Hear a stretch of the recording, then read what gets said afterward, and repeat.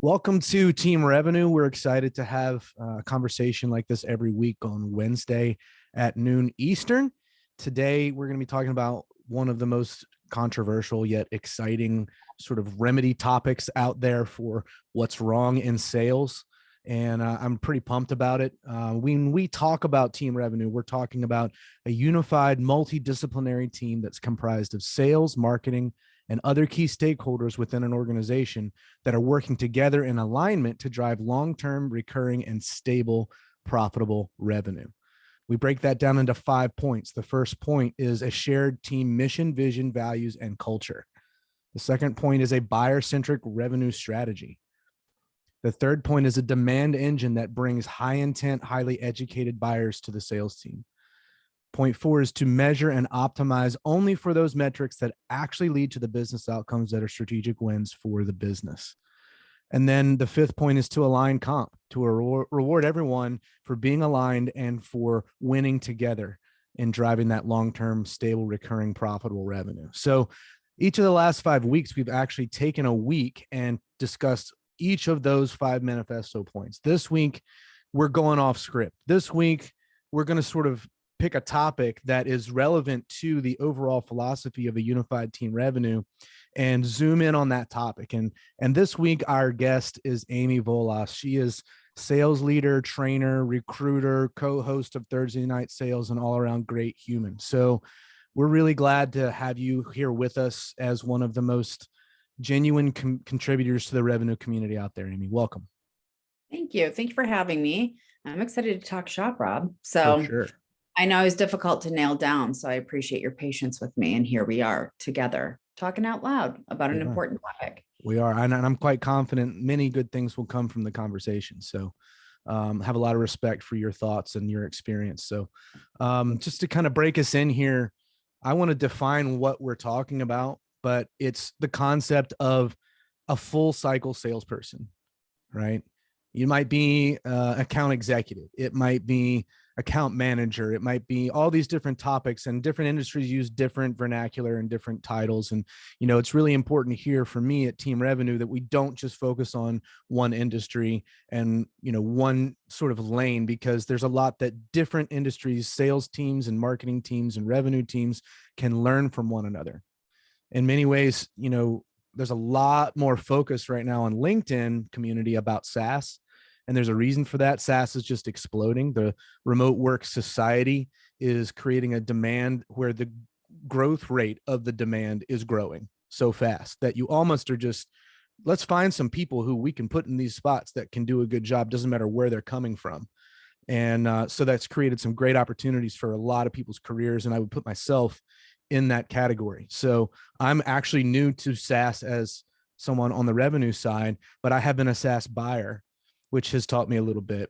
And so when I get into this kind of conversation, I'm coming from someone who has done building materials, go-to-market building, and a window and door company, taking it from, a huge loss and 10xing the revenue and getting it to an almost 20% net profit in 3 years. So that's me. That's my background in go-to-market and building materials. But there's a lot that translates. There's a lot of principles about how to be aligned, how to build a revenue strategy that's focused on the right things, how to measure the right things, how to reward the right things. And ultimately, the conversation is relevant for a lot of different industries, and we can learn from each other across industries. So as we talk about some of these things, you should filter. You should always filter. You should always filter and learn with a critical mind, and not just say everything that someone says is relevant to me or nothing that someone says is relevant to me.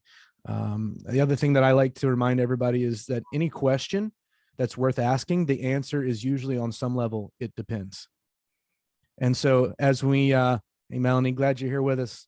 Anytime we, get into a conversation, we talk about a topic, there's nuance. There's the necessity to ask deeper questions about each individual context. And so there's no one size fits all answer, but there's a lot of value to be had when we talk about the full cycle sales rep person. So let's talk about full cycle versus the alternatives. What are we even talking about here? So when we talk about a full cycle salesperson, we're talking about someone that is typically the first human to interact with a prospect and carries that relationship through at least to the point of closing that sale, and hopefully beyond, maintaining that relationship long after the sale is closed, even if they're not the primary person who is handling the needs of that customer after the close. They're still involved, they're still around. And so in the building materials industry, which is where my background is, we used to call this cradle to grave, right? So you'd have people who were the salespeople and the project managers on building materials sales relationships, where they would cultivate the sale, they would close the sale, and then they would manage the project all the way through to the point that the occupancy was happening inside of the building with the owner, who was the customer. So a lot of parallels there in some ways to other industries. But the main thing is, anytime you segment or break up the sales cycle with different people, you're not talking about full cycle. So whatever you call those segments, whatever you call the different people that are involved in the different segments, anytime you're segmenting with different people at different stages of the sales cycle or the prospect relationship, you're not talking about full cycle sales. So when we talk about segmentation, okay, there are a lot of different ways that people go about this. A lot of times you see lead generation and lead scoring in one segment with one person, where they may be doing 90% prospecting or 100% prospecting throughout their days and their weeks. And their job is to set a meeting with the account executive or whoever is going to be closing that deal. And what you see here is, I actually just spoke with someone who is local to my area, who just was promoted. And I'm going to go back to that concept and again in a minute, from an SDR role where all she was doing was prospecting, and her whole job was to set meetings with account executives who would get to close those deals. She's now been promoted to account executive, and everybody in that particular company acknowledges that moving from SDR to AE is a promotion. Like that is moving up in the world.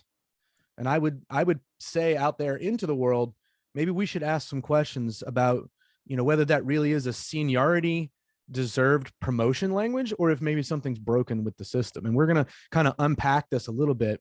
But when you see that segmentation, that line a lot of times is just with generating leads and kind of scoring those leads and then handing them off at that point. Once you've got some agreement to have a longer meeting or a longer conversation, handing that person, that prospect, off to the person who's going to be closing that deal in the sales plan. And that's typically account executive, account manager, account representative, sales rep, something of that nature. So I'm going to go ahead and give you just a really personal example of this. I just bought a car today, and in the automotive industry, and again, we like to talk about lots of different industries and verticals here. When the advent of the internet came around, they added a role into the automotive industry called internet sales rep. And all they are is the first person you talk to. And all they do is make sure that you're not just wasting everybody's time. That's the whole thing they do. They don't have any other function. And so I called this number day before yesterday of this car dealer that had exactly the car I wanted. And I spoke to this extremely intelligent woman who knew a ton about the car, even though it's not the right dealership for that car. It was a trade-in. And so it's not the one that they kind of cars they typically sell. She knew stuff about this car, and she got me answers, and she got me set up. And I said, great. Well, what do we do now? And she said, well, I have to give you over to the salesperson. And I said, well, okay, but you've told me everything I need to know already. I don't need another person. And she said, well, that's just how we do it. And so then I spoke with another, nice young man, and he was fine. He added no value for me, zero. And I closed the deal with him because that's the process. And I was disappointed as the buyer that the person who had done all the work, quite frankly, and had established the credibility with me and shown me that she was interested in what mattered to me as the buyer, had to hand me off just because that's the process. And there was a disconnect there, I think, probably for her as much as me, where she knew she did the work. She knew she had provided value. And so that's just one example in one industry that's a B2C example of how this segmentation looks. So I think as a philosophical concept, not segmenting the sales cycle, maintaining the full cycle sales relationship has a lot of value. And I'm going to just kind of throw a couple things out here, and then Amy, I want you to pick this ball up and I want you to carry it into the end zone for us. But the basic 3 points that I see is that if we're really building a customer-centric revenue strategy, unless there is a need within that buyer's mentality, that buyer's process, their needs, their pain points, to have 2 separate layers with a handoff, we should eliminate the handoff, because it's adding all these variables. It's adding the variables of, now I have to figure out how to relate to a new person. Now I have to reestablish a new rapport. And as a customer, either you didn't really like the first person you talked to and you're relieved to get somebody else, or you really wish you weren't getting handed off because you really liked the first person and connected with them and they provided the value. Either way, shouldn't we just have the right person talk to the customer? So if it's about the customer's buyer process and how they think and what they need and making them feel comfortable, and you have a relational approach to sales in general, that handoff really doesn't facilitate that. And then the second thing that I would say is, if we're able to make this a full cycle sales philosophy, you're going to see increased alignment within sales teams. Just because you have that handoff, oftentimes there's a bit of resentment, and by the way, I should have caveated at the beginning, the disclaimer. The whole SDR, BDR segmentation thing can be done fairly well. And there are people out there that are really good at it. And there are sales leaders that have made this work quite well, given their industry and their vertical and what they're selling, and their satisfaction internally in their teams and their alignment is great. But ultimately, when we're talking about a philosophy, you have to talk in generalizations. You have to talk about some of the downsides generally and the upsides generally. So we are doing that. So those of you guys that are out there that are SDRs and you love your job and you're kicking it, and you leaders that are running it this way and it's working for your customer and it's working for your people, great. But ultimately, alignment is increased when there's less segmentation and there's more clarity. Clarity is always a goal in any business function or philosophy. And then the third thing I would say is, it facilitates that demand engine that is going to be that long-term revenue growth. And what I mean by that is, and this is going to be a bit ethereal, so you're going to have to go on a quick journey with me. So if you're engaging as a salesperson within the marketing context, so I'm talking about the content and the community that the demand engine is made of, that is growing everyone's understanding of who the brand is, that they're credible, that they care about their customers' businesses, and they're not just looking to see how many sets of contact information they can get this week.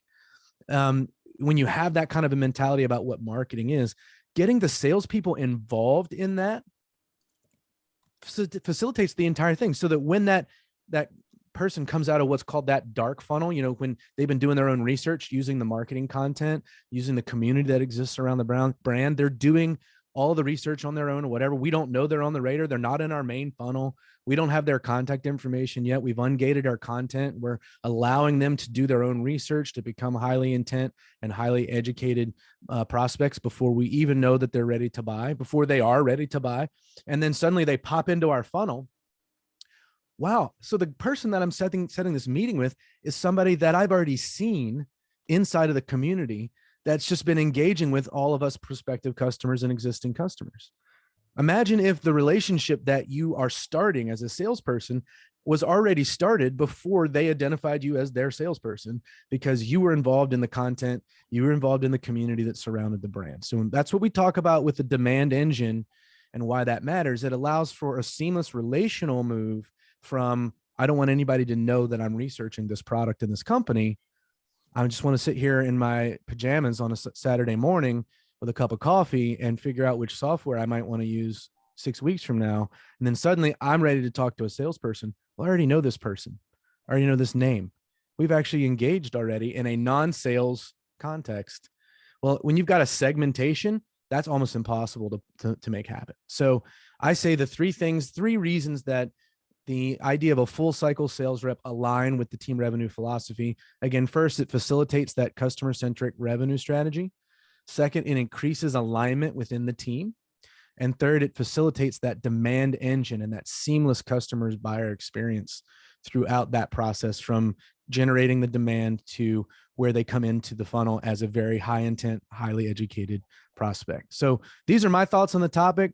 Amy, I'm going to let you pick it up from here and just let us have it. So I mean, I think you've summarized a lot of my thoughts, so I don't want to be super redundant, but I think, before you can get into any of the minutia that you just described, I think it's important to take a step back and remember the art and the science and the being of sales is about doing something with another business, another person. And even if it's another business, you're doing it with people in that business.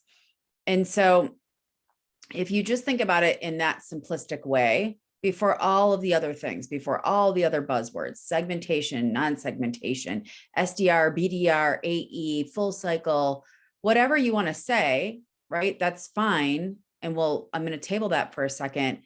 But I think we need to understand the goal. And in its most simplistic way, that goal is to take action with another person / business to do something together. And so when I think about myself, so I celebrate the golden rule. When I think about myself and how I like to be engaged, how I like to make purchasing decisions, what gets me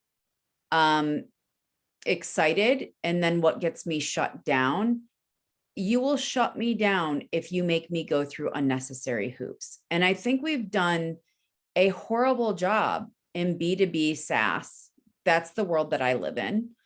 I think we've done a horrible job of making it all about us and our quest for efficiency and alienating our buyers. And what people aren't measuring, I find, are the metrics that truly matter.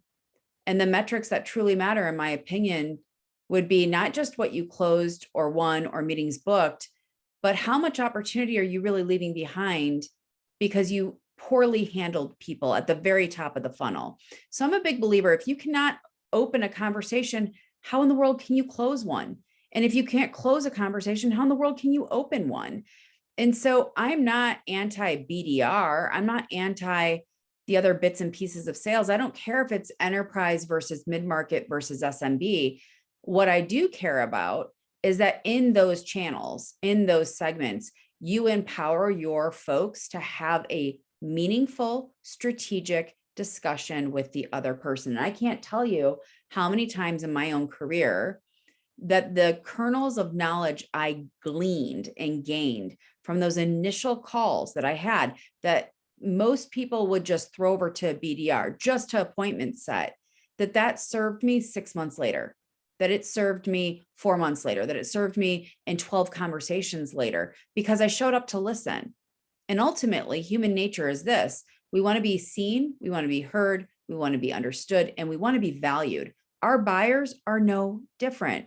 So why on earth are we getting in the way of ourselves and removing opportunity by making it choppy? And quite frankly, you mentioned at the top of what you were describing, Rob, the market is bananas. I've never, in my 25 plus years of being in the game, I've never seen this before, ever. To this magnitude, to this degree. We've talked about unemployment being low and the war on talent and all of these things. And those terms are coming back with a vengeance right now. We have a supply versus demand issue. And what happens when you over segment all of this is most of these companies have horrible leadership that are ill-equipped to actually lead the people doing the jobs. So if I grew up as a sales leader, just as a BDR rep, and now I've become a VP, and now I'm leading a team of enterprise sellers, I have no idea how to coach them. I have no idea what the real buyer journey is. I'm trying to figure it out as I go, and there's usually a big disconnect there. So, I don't have a problem with BDRs or SDRs. What I have a problem with is empower them. I had to get started somewhere too, and I was full cycle, and I started in enterprise. We all have to have an opportunity to start, but what we've done a horrible job of handling our people, salespeople. Before I even finish that thought, I think it's important to understand the state of the union. State of the union is this: salespeople are the most desired hire for tech, and that's including sales leadership. By the way, First Data did a lot of research. It's also sales leadership, the hardest role to hire for. Salespeople or sales, the function, I'm just saying sales, so that could be all of the above, they churn almost 3 times more than any other function within a business. And they also do it faster. So if you can't get your hands on people, and when you do get your hands on them, you can't keep them, and there aren't enough of them to go around, you have problems all around the table. And part of this is really good people got into sales and they were poorly managed. So they got into sales as a BDR and they wanted more. But because you're in some hamster wheel of, well, you have to be in the role for 2 years and this and that and all these different hoops, you turn people off. Or companies that don't know how to support their people and have this ridiculous thing of, oh, you're going to be a BDR in enterprise. You have a 3-month ramp.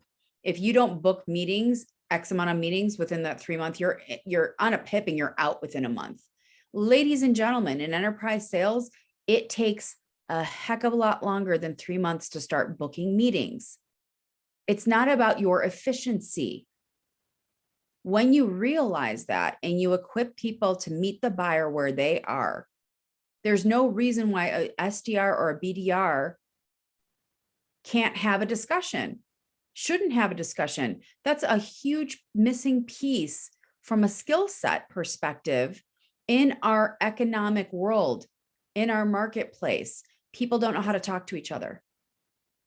And when you think about sales and you're asking people for money and to go on a journey with you and to do something and to take that leap of faith, if you cannot communicate with them and it's like, oh, I can't have a conversation, you got to go talk to Rob over here that can close it.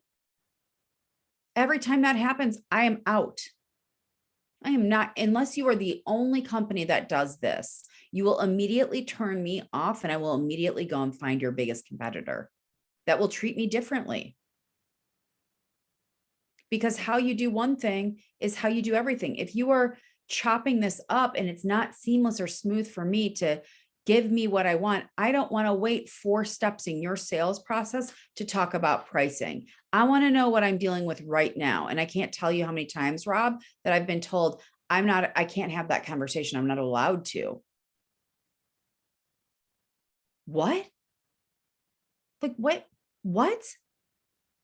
You're turning your buyers off. And by the way, for efficiency purposes, when you think about the turnover of BDRs and you have to hire people to do that job, then you have to have a leader that focuses on that particular discipline and the tools that you have to invest for more people to do that job well, and the head count and all of those costs. If it's turning over, how efficient is that than hiring somebody at a higher price point because they're doing all of the things and you're supporting them and they're going to stay with you longer because of that? Like, that's more efficient, takes longer up front, but slow is smooth and smooth is fast. And I think about profitability. I think about sustainability. I think about the buyer journey and their retention. There's a reason why NRR and NDR are stats that people are talking about now, because it's one thing to get something new. It's a heck of a lot of a different ball of wax to keep it. And so when I think about the things that I am so grateful for, and a lot of people that I talk to that came up the way or coming up the way that I am from a full cycle perspective, they are better. These are your top performers. They understand the complete element of the buyer journey. If you want somebody to engage with you and you're just showing up to book a meeting, you're not thinking strategically about a business. You're just thinking about the goal of a meeting. And if you're going after the C-level, they're not interested. But if now I am incentivized and I am empowered and I am able to think through soup to nuts, the entire thing, now we're cooking with gas, right? So now I'm not just thinking about if this, then that. If they say this, objection handle. If they do this, then close it out, close lost.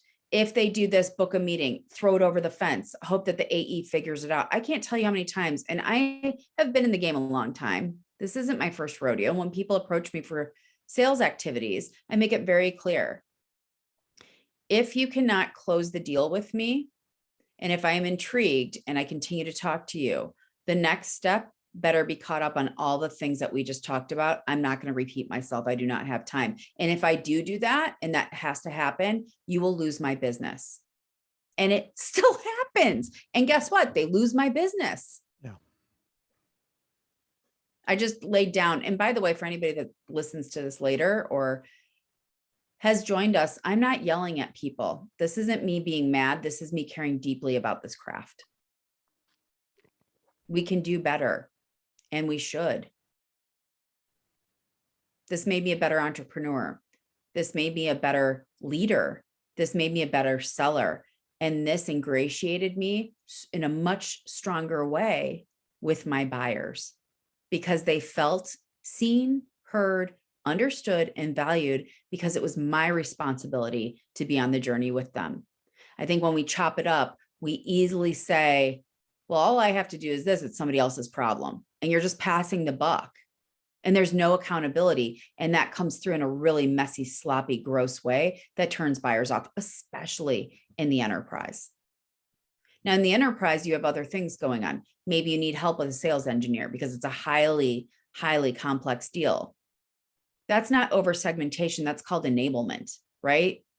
Totally. Get the right people in the room together, but you're the common thread. There's a big difference between that and from this person to this person to this person, and everybody's doing this and nobody knows what's going on because nobody's listening to the call. Nobody's reading the notes in the system. No, that's just not happening. So people show up and it's like, okay, that's a problem, like a really big problem. And your buyers are smarter. And there's two things that trump all in sales: the pipeline and the customer. Without the pipeline, you have no customer. And without the customer, you have no business. They hold the keys to the kingdom, not you, not your product. Yeah, no, that's solid gold right there.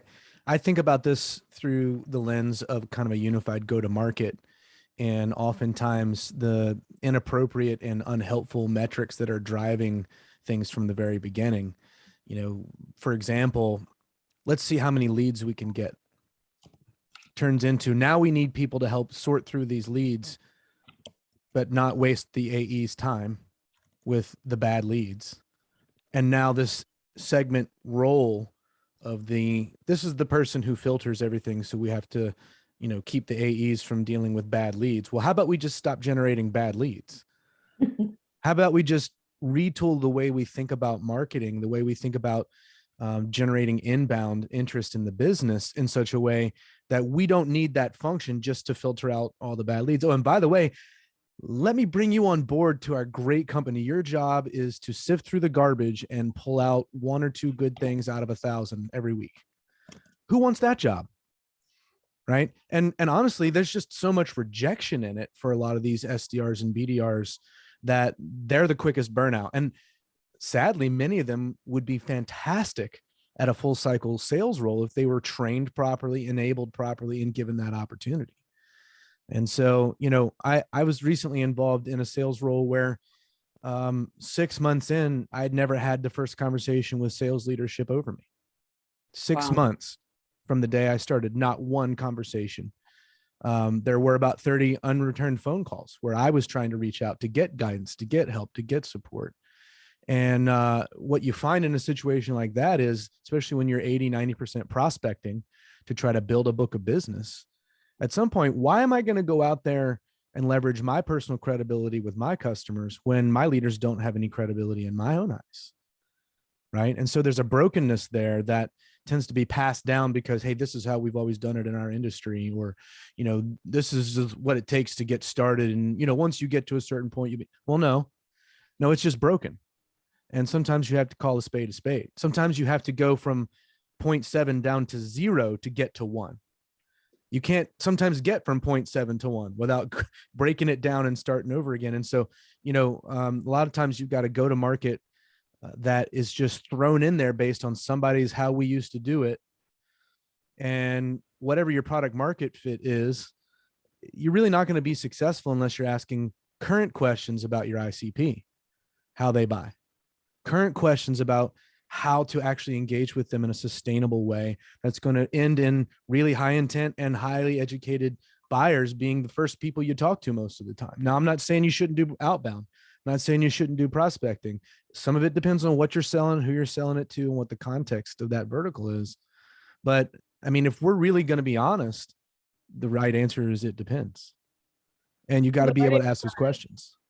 And Rob, not to jump in on you, but the right answer is anybody that I know that is wildly successful in sales for the long haul, they do their own prospecting. Sure. Nobody controls your own destiny but you. Right. I can't tell you how many times people tell me and they're like, oh, I have an SDR team and they're giving me nothing and I'm dying over here. And my response is, what are you doing to fix it? Right? Like, we have control over what we have control over. But you bring up a really good point about the ecosystem of what sales is and what affects sales. Yeah. And I think people get it twisted where it's like, especially with the word lead, that it's sales responsibility. No, not entirely. What happens with that lead is our responsibility. It's what we can control, how quickly we respond to it, the way in which we respond to it, what that looks like in the funnel of how we've, handled it, all of that. Like, we control how we show up there. Yeah. But the flow of it and where it comes from, that's the cohesion and the intersection between marketing and sales. Yeah. And I think that's where people get it twisted, where it's like, it's easy to just blame sales. Like, oh, they're not doing anything with these leads. You brought up a really good point, Rob. What does the quality of the lead look like? Where is it coming from? How are we approaching that? Mm-hmm. And not just lead scoring, right? But like having a really sophisticated engine that's going to make sure that the right leads get to the right people on time and in time. Mm-hmm.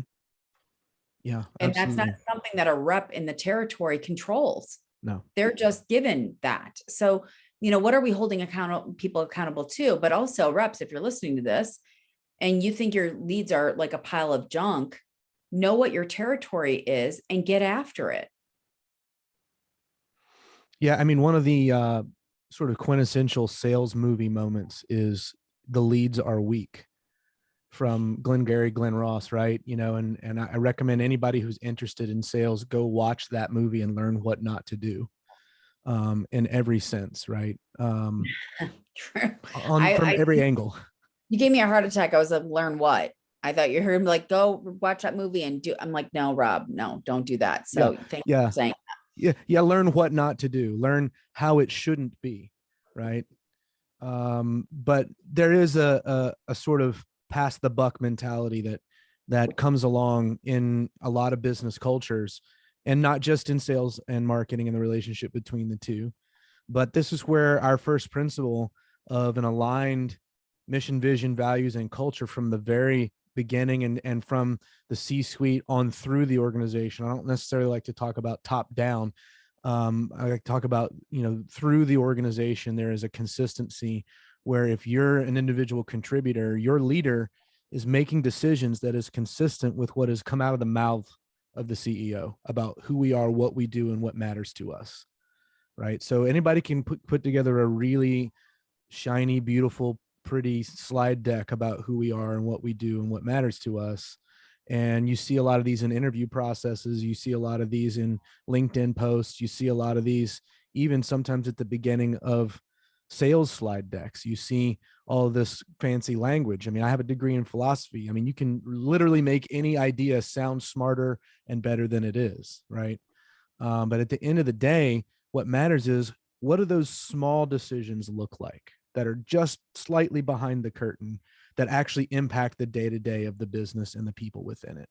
And if those smaller decisions don't look very consistent with those big fancy words that are posted on the wall in the break room, then, or the Zoom virtual break room, or whatever the case may be, then, what are we even doing here is what the employee is thinking. So why am I going to get up and labor and try to build? And then it becomes, well, I got to get my bit done for me. And then suddenly you're confrontational with your own company because you don't believe that they even mean what they say. And so it all breaks down from there, right? And I think this is one area where that happens a lot. And I would just say, when we don't have a real sense of alignment, not just in how, not just in what, but most importantly in why. And that everything flows out of that through the other elements and into everything that is done, not just said, but done in the organization. And you're going to have problems. You're going to have problems. You're going to have a disconnect. And I would say it's very possible to have all of the segmentation of the SDR versus AE if all of those alignments are really there and there's a necessary justification for that segmentation and everyone is on the same page and the leaders are empowering and valuing and training and equipping and supporting. Okay, great. Let's go. Let's do it. Let's win together. But if that last word together isn't just said, but felt by every member of the team, then it will break down. It absolutely will break down. And so I think this is a really interesting topic for a number of reasons, Amy. I'm wondering if maybe you can add a little bit of perspective when we start talking about different stages of a company's, growth process, Series A versus Series C, or whatever the case may be, as you're trying to scale. And there's a temptation to specialize. There's a temptation to segment, maybe even a few justifications. What are some principles that you can share for how to evaluate those questions in light of this kind of unified, aligned philosophy that we're chewing on here? I think the same problems that happen at an earlier stage, they just happen as you scale, they're just at scale. So it's the same criteria that it would be for a seed round company as it would be for a pre-IPO and beyond. Your customer does hold the keys. And so what is your buyer journey? What is required to do the role well? So I mentioned this earlier. If you are in a highly sophisticated, complex, the product is gnarly, maybe you need to be thinking about adding on a sales engineering or solutions consulting kind of segment to that if you don't already have it. At some point, and it happens a lot earlier than like C, you got to be thinking about sales operations, right? You've got to be thinking about sales enablement and training, and not, I think part of the problem is a sales leader at an earlier stage is hired to be the be all and end all of everything. And as you grow and those problems magnify and they scale, a leader can't do what they need to do well because of that. And so that trickles down to the team too. And I just think it's like, what is our buyer journey? Not what we want it to be, not what we think it should be, not assuming anything, but when we get the right clients in our ICP that are in our total addressable market, what is that? How long did it take us? What was involved? If we tried the BDR model, did that really work for us or did it not work for us? I've had 3 clients in the last year that ripped up their entire BDR model and are doing what we're talking about.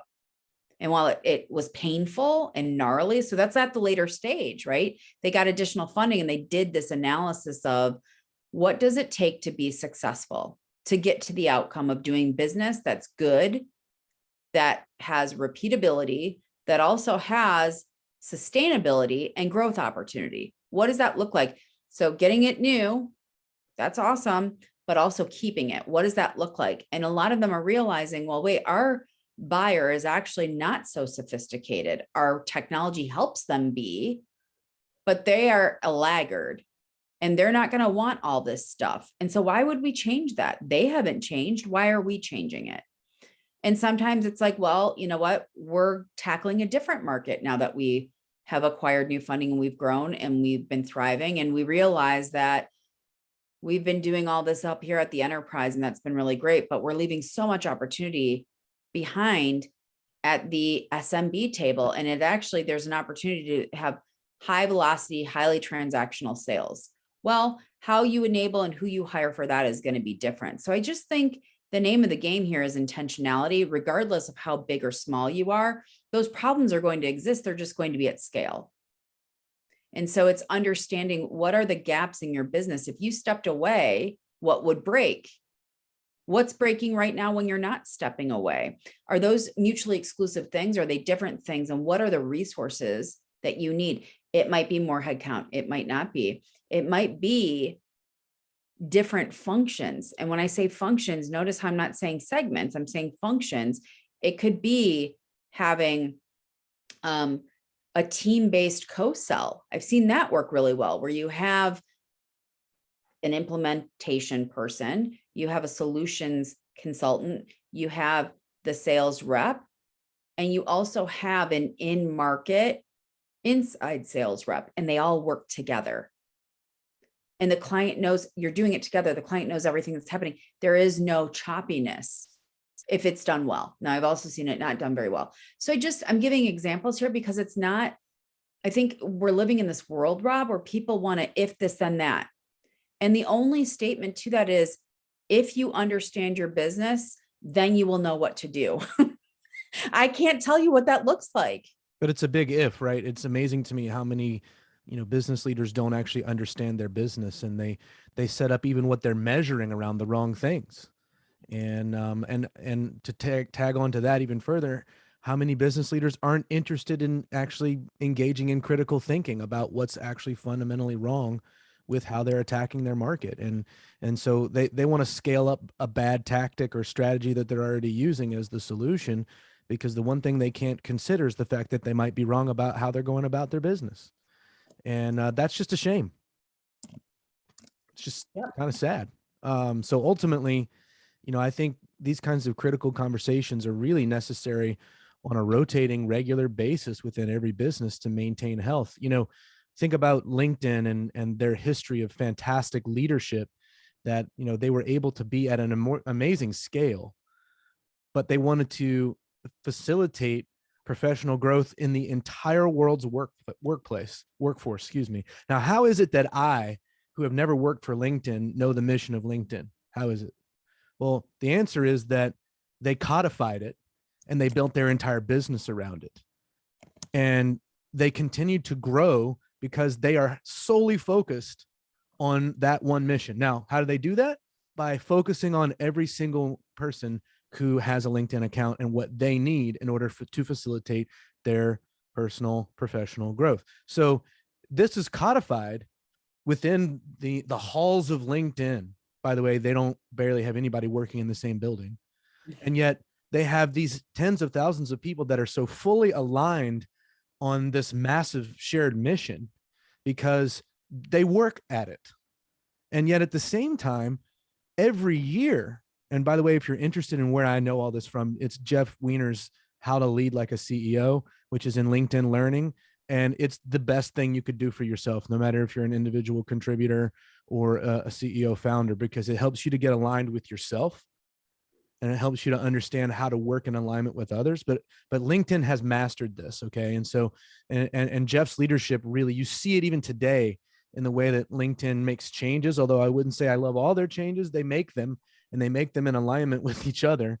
And they're all at least visibly working towards the same thing. But, what really blew me away when I was in this, LinkedIn Learning that he covered, he said, every year we reevaluate everything because society changes, because technology changes. So the people that we're trying to serve change, and the tools that we're using to serve them change. And so the only thing that is sacred is that most central mission. The why never changes, but everything else is up for debate to a certain degree, not to the point that you have pure chaos. But they actually broke down a couple of their key, statement points and added a word and took away a word, 3 years into Jeff's leadership, because it better clarified what the intent was from the beginning. And that came about because they're open to evaluating everything that is not hugely sacred, just enough and just thoroughly enough that they can facilitate improvement and growth. And I think that striking that balance between saying we're not going to do it this way just because it's the way we've always done it, but we do know why we're doing it, and we stay focused on why we're doing it, allows you the freedom to ask questions about the what and the how without causing complete chaos. And there's no room for ego in these conversations. Ultimately it's about what winning looks like for us together, or it'll start to break down from there. Well, and that's, I mean, if if people haven't read this book, I would highly recommend it. Simon Sinek's Infinite Game, right? Like there is no end and no beginning. It's an infinite thing. And I think when we think about things as finite bits and pieces, especially around the buyer journey, the only constant that I can promise anyone that might hear this conversation, the only promise of what you can bank on is that it will change. Yeah. And so that's okay. But what are you doing to kind of roll with those punches Yeah. and figure it out? And change isn't bad. So Mm-mm. especially those that are considering other segments, right? So like SMB, how you think about that and the way you enable the team and the tools that they need and the work that's required and how fast it is and how to manage that well is going to be very, very different than enterprise. For sure. And fooling yourself that one is the same as the other, the work is the same. It is not. It is not. It just isn't. So, I think when you're changing as a business and you're evolving and you're growing and you're getting into some of these different segments, let alone, we haven't even talked about channel, right? Partnerships, it's like a whole other ball of wax. And that usually happens as you get bigger as a company, as you start strategically thinking through OEM and channel partnerships and business development, and not business development in the sense of appointment setting, but business development in the sense of how are we strategically thinking through good partners for us. Yeah.